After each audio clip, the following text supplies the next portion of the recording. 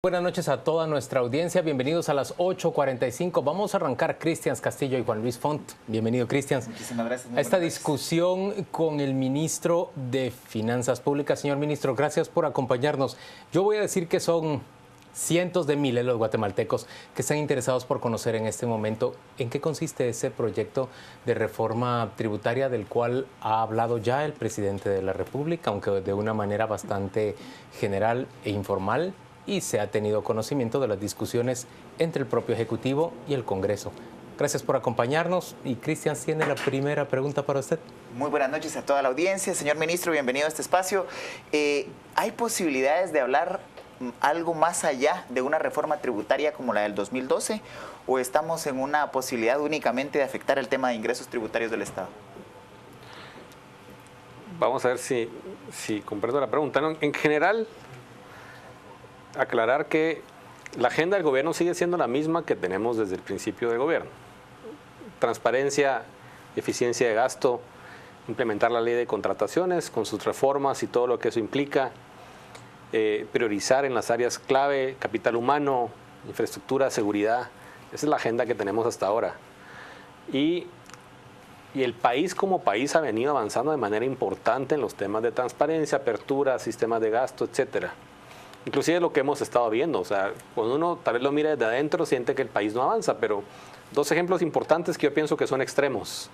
Ejemplo número uno, tenemos al expresidente en la cárcel y a la exvicepresidenta. Ejemplo grande, digamos.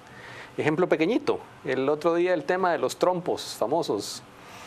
Comprados o que se intentó comprar por el Ministerio de Cultura. Eso fue un proceso muy exitoso de la ley de contrataciones que hizo que la compra directa sea ahora oferta electrónica y sea una pequeña subasta de 3 días. Ellos trataron de comprar sobrevalorado, pero le entraron 4 ofertas más baratas que costaban la mitad o menos de la mitad. Públicamente se sabe cómo fue todo el proceso. Trataron de eliminar las ofertas por descalificaciones espurias y les cayó toda la red social y todo el mundo encima, y creo que la gente no sé si perdió su trabajo, pero por lo menos se metió en serios problemas con la Contraloría y con sus jefes. Según el ministro de Cultura, sí deberían de perderlo. Entonces, digamos que son ejemplos de que el país, estos procesos de transparencia y apertura van funcionando y son importantes. La discusión que tenemos ahora es también recuperar la SAT. Ahí estamos trabajando fuerte, ha habido un trabajo demostrado, fortalecer esa capacidad de recaudación. Tenemos ahora el tema de acceso a información bancaria, que era una herramienta muy importante que empieza a funcionar el año entrante y muy valiosa, y sabemos que eso nos va a dar cierto nivel de recaudación adicional. Podemos hacer una estimación. Entonces eso nos permite tener la curva en la que estamos cerrando las brechas de cobertura de primer nivel de atención de salud, cobertura de tribunales de justicia, Ministerio Público, educación primaria, preprimaria, que veníamos básicamente cayendo y ahora empezamos a estabilizar y sabemos que con los esfuerzos de recaudación orgánica vamos a elevar un poco. Pero nos va a tomar 25, 30, 40 años acercarnos a lo que son los países de Centroamérica, El Salvador o no digamos Costa Rica. Entonces la pregunta es si estamos listos para hacer un esfuerzo para subir esa pendiente. Entonces lo que se está hablando ahora que podría venir es algo orientado a como meterle doble a la pendiente que estamos tratando de subir cerrando brechas. No tenemos 100% claro si este es el momento para hacerlo y si la gente nos está dando ese mandato, ¿sí?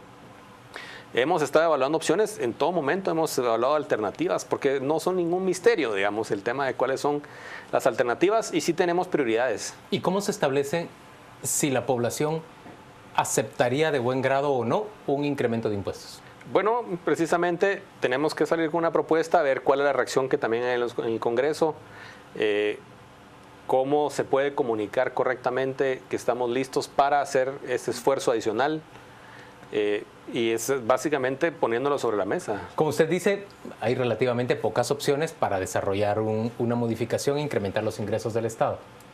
¿El IVA subiría al 15%? Esa es probablemente la pregunta más determinante de cualquier reforma. No, en ningún momento hemos considerado el IVA. Bueno, sí empezamos en el ejercicio muy básico porque está en el menú. Pero hace buen rato que lo dejamos fuera porque en este momento la productividad del IVA es muy baja. Eso quiere decir que hay un nivel de evasión relativamente alto. Y como sucedió recientemente en Perú, por ejemplo, con el nuevo gobierno de Pedro Pablo Kuczynski, donde están al 15, que él está planteando reducirlo, en una sociedad que tiene características de informalidad muy parecidas a Guatemala. Entonces, nuestra prioridad en el tema de reformas está en ampliación de base, entonces simplificación, Tal vez retomar el tema de la planilla del IVA, son cosas que se han evaluado, digamos, para... Pero en no corto subir. plazo no va un alza al IVA, nos está diciendo usted. No va. Entonces, señor ministro, el hacer la reforma tributaria en este momento, ¿cuál es el objetivo? ¿Mantener las ventanillas abiertas, dando buenas señales de que estamos incrementando la recaudación, o impulsar política social del gobierno, teniendo a contraposición de que los niveles de ejecución presupuestal no son los mejores a la fecha? No, definitivamente el objetivo es acelerar la velocidad en que podemos hacer inversión en capital humano e inversión social. O sea, los niveles del país simplemente son ridículamente bajos. Y lo que hablábamos, tenemos el primer nivel de atención a nivel de puestos de salud, nos falta el 75%. Tenemos 1.000 y necesitamos 4.500. Esa brecha, con nuestra estructura fiscal y aún recuperando la recaudación como se ha planteado ya en el año entrante, subimos la carga tributaria solo con medidas operativas de la SAT, no nos da más fuerza que para rascar esa superficie. Si queremos realmente entrar con fuerza y hacer un impacto de nutrición crónica, necesitamos más recursos. Entonces, se podría entender que no es solo una reforma tributaria, se podría hablar de un pacto fiscal de más... Lo que pasa es que yo tengo alguna duda de qué implica un pacto fiscal. Digamos, hay una línea de política muy clara de priorizar y se ha mostrado hasta ahora la priorización en salud, educación, seguridad y justicia, ¿sí? Entonces yo creo que ese enfoque, digamos, hacia esa inversión está definido desde antes. Ahora lo que buscaríamos es hacerlo de una manera eficiente y también yo cuestionaría un poco el tema de la ejecución presupuestaria, porque no es que esté muy baja, muy reducida, vamos medio punto porcentual menos de donde estábamos hace un año, no hace un año tal vez, pero promedio los últimos 7 años. Ministro, entonces el IVA no va, nos está diciendo, no se incrementa el IVA.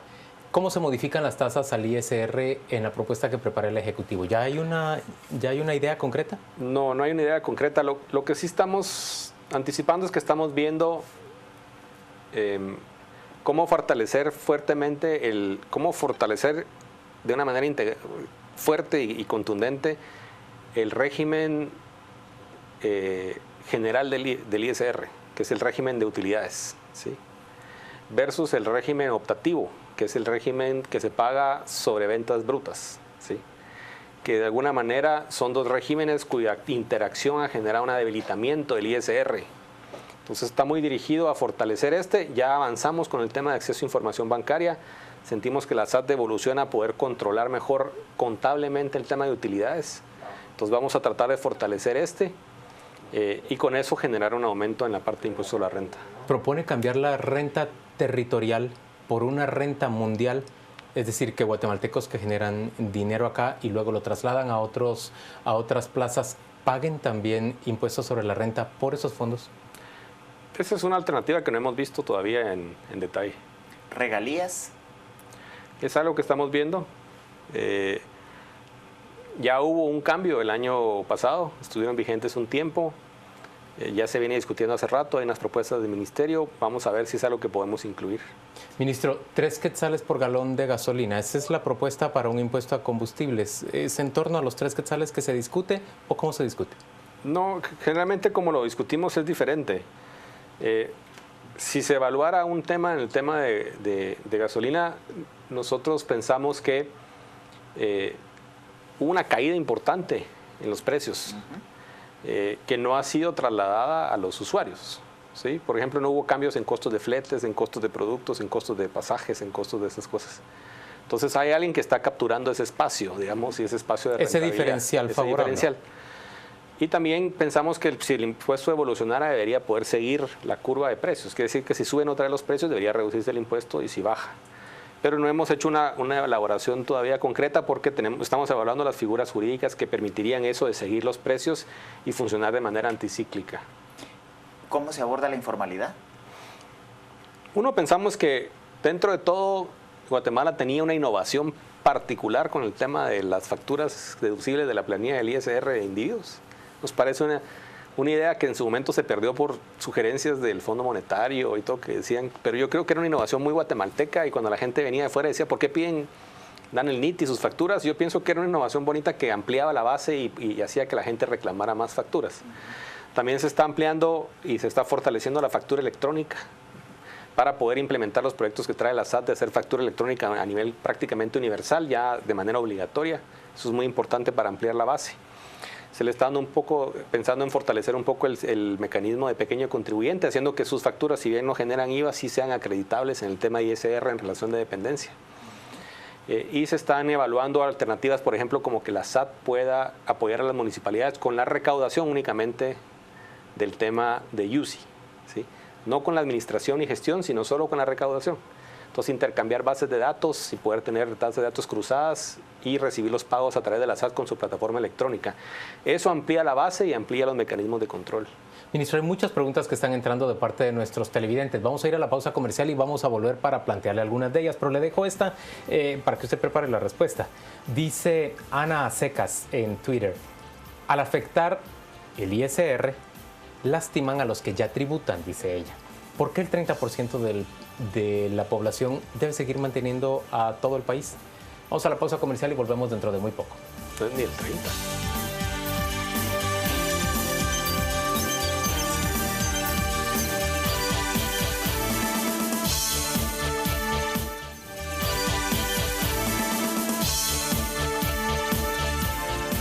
Estamos de vuelta a las 8:45. Conversamos con el ministro de Finanzas, Julio Héctor Estrada. Hablamos sobre esta propuesta de reforma tributaria que se plantea ya desde el Ejecutivo. Hemos discutido sobre diferentes impuestos. El ministro nos ha dicho que no va a un alza al IVA como se había previsto inicialmente, una especie de unificación con el norte de Centroamérica. El Salvador tiene la tasa al 13%, Honduras al 15%, y se pensaría que Guatemala podría llegar también al 15%. Pero el ministro está diciendo que no va a un alza al IVA, porque el IVA tiene una bajísima productividad. El cálculo es que entre ISR e IVA hay una alta evasión. Sí, vamos a ver. Digamos que llegamos a tener hace unos 8 o 9 años una evasión de un 25-27% del IVA y ahora estamos como en 33-35%. Pero esos 10 puntos de diferencia es bastante. Y lo que uno quisiera representa subir la recaudación un 20% en el IVA, o sea, lo mismo que subir 4 o 5 puntos. No, como 4. Entonces hay un espacio ahí y encima el aumentar el IVA nos genera una mayor competencia desleal, mayor presión en la parte de contrabando. Entonces pensamos que ahí se puede avanzar primero en el fortalecimiento y que el IVA guatemalteco es un IVA bastante neutral, o sea, muy universal. No hay exenciones importantes como tienen otros países, lo cual hace un IVA bonito, digamos, bastante bien estructurado, muy completo. Aunque se lo evaden muchísimo. Aunque lo evaden mucho, y justamente por eso el tema es luchar contra la evasión y evitar esa competencia desleal antes de aumentarlo.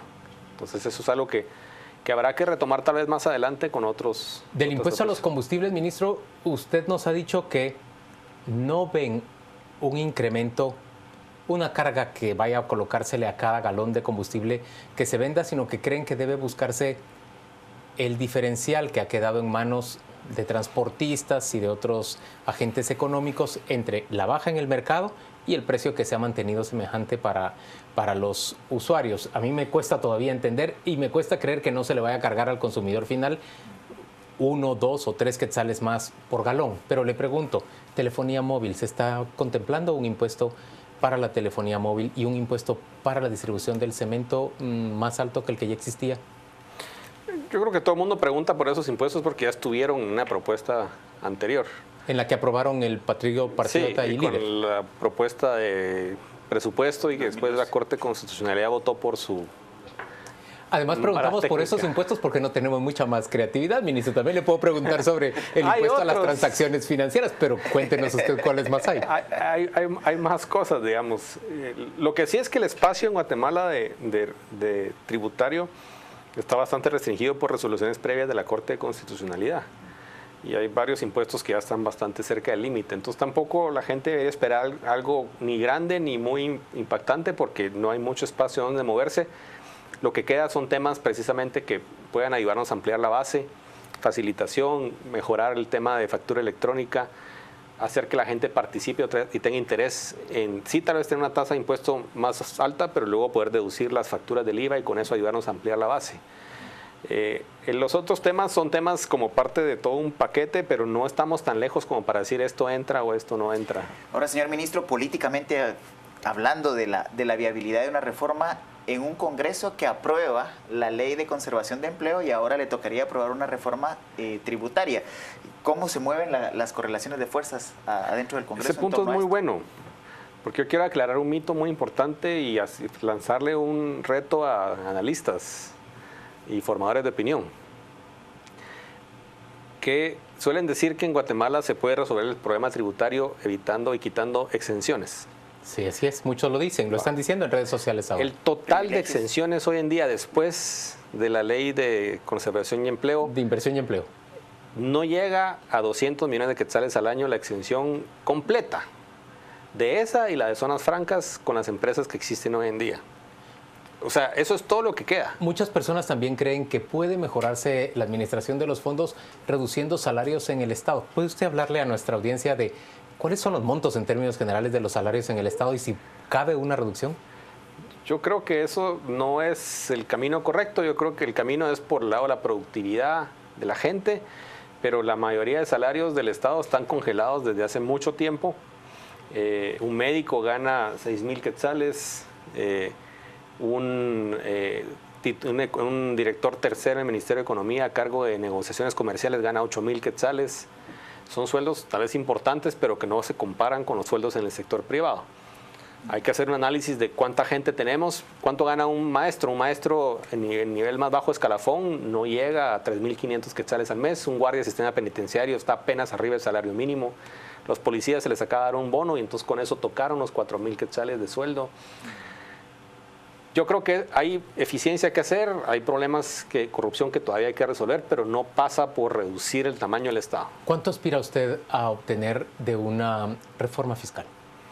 Nosotros lo que estamos planteando como objetivos preliminares, digamos, de un proceso, es que pensamos que todo el proceso de la carga tributaria venía en picada. Y este año, si no tocamos, si no hacemos nada y seguíamos tendencia en la SAT, bajamos a un 9.8% de carga tributaria. Vamos a cerrar como en 10.1, 10.2, que era lo que estaba en el presupuesto. Pensamos que podemos llegar en 3 años con reformas operativas de la SAT más o menos a 11.2. Y quisiéramos hacerlo y considerar el tema de impuestos para llegar a un 12.3, 12.5, otro punto 2 adicional, que es el que sentimos que nos permitiría hacer un trabajo significativo en la inversión en capital humano y las brechas sociales que ya sea visible para la gente. ¿Y ese punto porcentual cuánto representa en millardos de quetzales?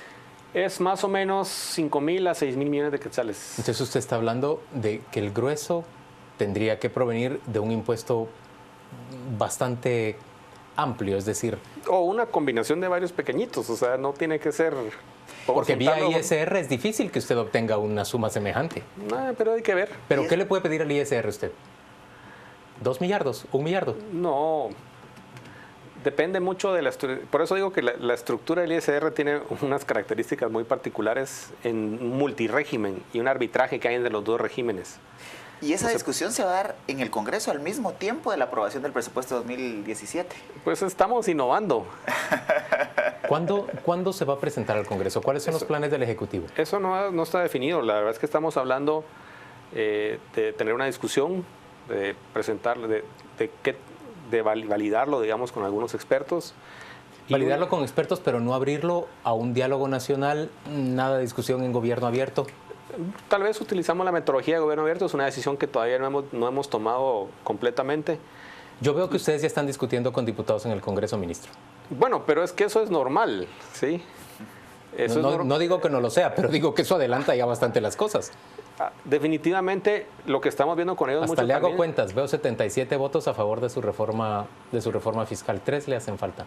Lo que vemos precisamente es los tiempos, ¿sí? Tenemos que calcular los tiempos, el Congreso hace su estimación de tiempos, tenemos que ver cómo se comunica un proceso en el cual vamos a trabajar en conjunto e inclusive todavía tenemos que tomar el banderazo de salida porque a lo mejor ni los tiempos salen bien ni los montos valen la pena el esfuerzo.